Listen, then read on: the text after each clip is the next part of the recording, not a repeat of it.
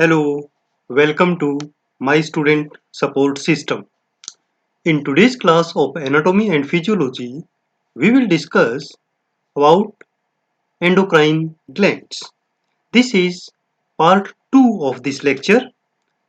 For uh, watching the part 1, you can go to subscription box. You will get link of part 1 lecture of endocrine glands.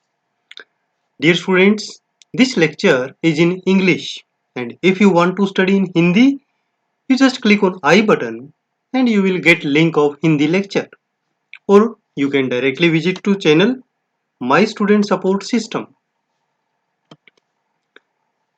Now we will discuss about adrenal glands. There are two adrenal glands which are found on top of each kidney. We have two kidneys, so two adrenal glands are there. The right gland is roughly triangular in shape, and the left gland, which is larger than the right, is crescent shaped. Both glands are encased in connective tissue capsule and embedded in fatty tissue. The glands are composed of two clearly distinct parts. These are cortex and medulla. The adrenal cortex produces three groups of steroid hormones from cholesterol. They are collectively called adrenocorticoids or corticosteroids. These are glucocorticoids, mineralocorticoids, and androgens. Glucocorticoids. The glucocorticoids hormone includes cortisol, cortisone, and corticosterone.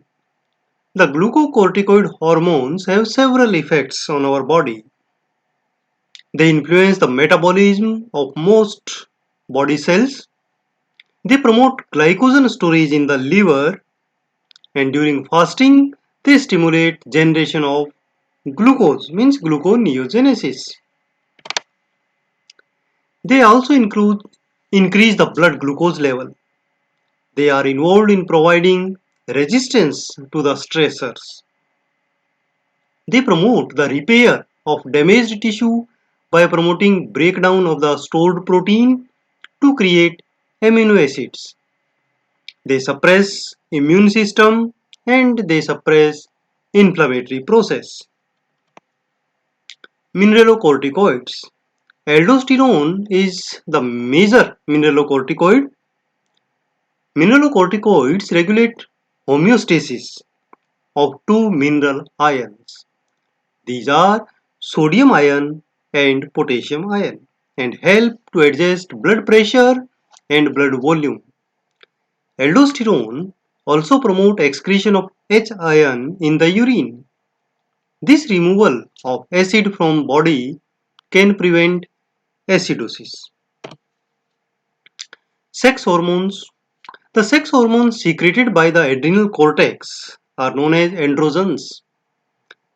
These are dihydroepiandrosterone, DHEA, and testosterone. All have a weak effect, not full effect, but they play a role in early development of male sex organs in childhood and female body hair during puberty.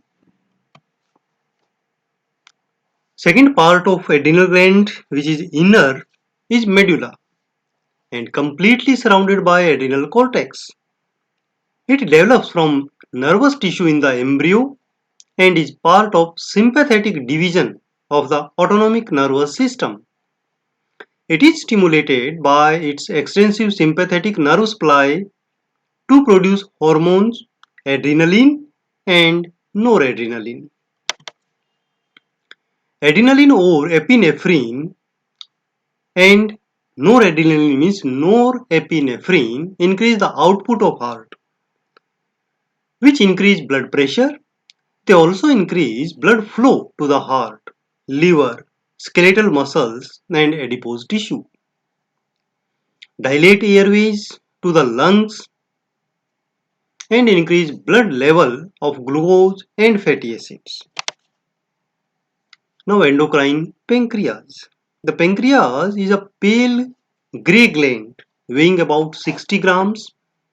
It is about 12 to 15 centimeter long and is situated in epigastric and left hypochondric regions of the abdominal cavity. It consists of a head, body and a tail. Pancreas has both endocrine gland system and exocrine gland system.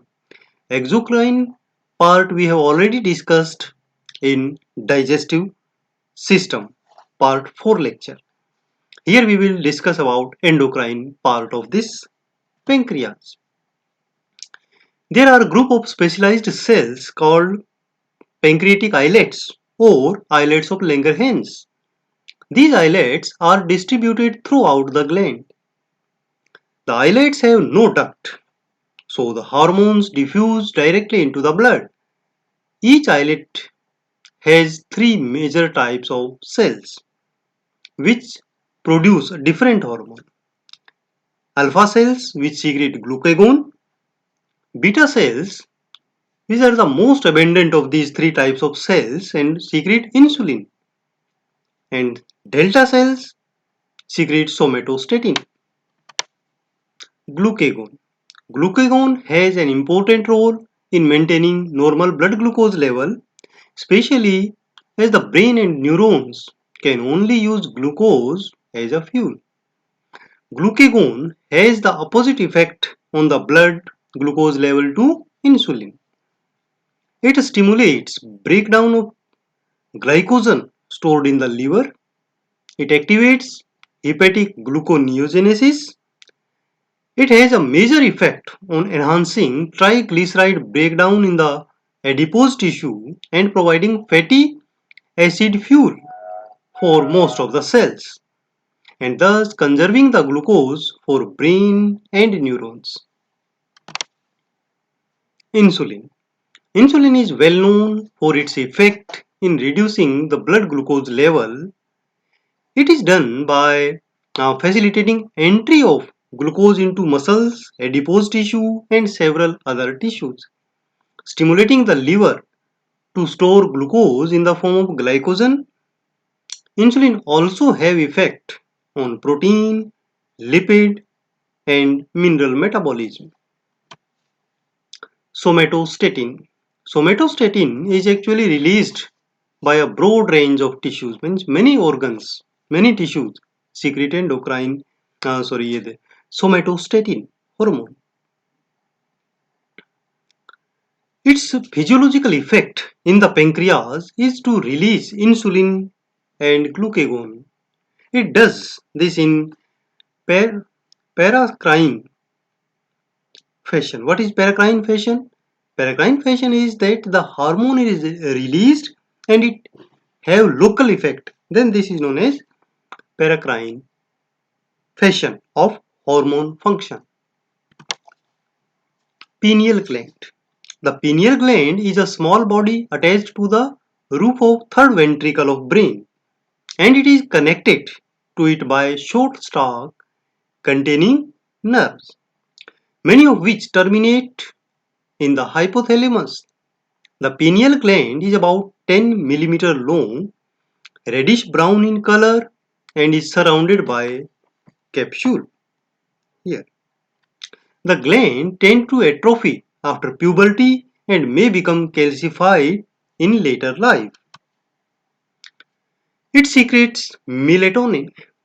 This is the main hormone which is secreted by pineal gland, and secretion is controlled by daylight and fluctuation. Level fluctuates during 24-hour period, being highest at the night and lowest around midday. Melatonin is believed to be associated with coordination of circadian and diurnal rhythms of many tissues, possibly by fluctuating the hypothalamus and inhibition of growth and development of sex hormone organs before puberty.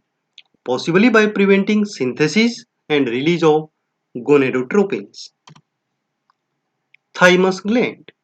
The thymus is located behind the sternum, between lungs. It weighs about 10 to 15 grams at birth and grows until puberty. When it begins the atrophy after puberty, its maximum weight is at puberty, which is 30 to 40 gram, and by middle age it returns to the weight approximately of its birth weight, that is 10 to 15 grams. Thymus gland produces thymosin, thymic humoral factor, thymic factor, and thymopoietin. These hormones promote the maturation of T cells, a type of white blood cell that destroy microbes and foreign substances, and they may retard aging process. Gonads. Gonads are the organs which produce gametes, such as sperm in males and oocytes or eggs in the females. In addition to their reproductive function, these gonads also secrete some hormones, and these gonads are ovaries in female and testes in male. The ovaries are paired oval bodies located in the female pelvic cavity. These are ovaries. They produce steroid hormones including two estrogens and progesterone. Estrogens are estradiol and estrone. These female sex hormones, progesterone and estrogens, along with FSH and LH from anterior pituitary, regulate the menstrual cycle, maintain pregnancy, and prepare the mammary glands for lactation.